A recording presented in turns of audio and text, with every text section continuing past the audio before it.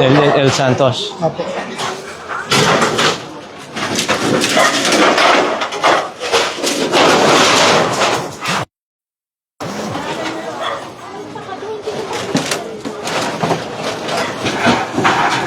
Nandito po tayo ngayon sa haba ng El Santos sa Tango South. Dito po yung naging sunog kaninang madaling araw.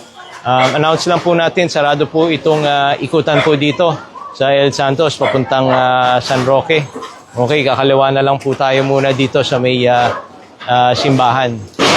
Dahil ito nga, nagmamapping pa po at tatanggalin muna yung mga debris. Siyempre, paalala lang rin po sa mga kababayan po natin, ang initial report kasi dito, mayroong nagkabit ng kuryente, jumper, kaya nagka-sunog po. So, sana yung mga nakikita natin gumagawa ng mga illegal at mga ganyang gawain ma-report natin kagad dahil napakalaking perhisyo po nito sa komunidad at sa mga kapitbahay. At yun nga, nalulungkot po tayo ay meron kasing na-disgrasya rin po dito dahil na-trap po sila. So, ingat lang po tayong lahat.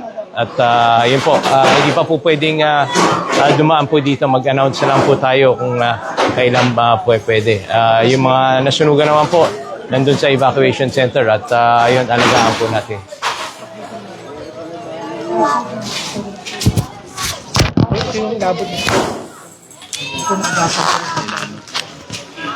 Ito sa pinapin nila.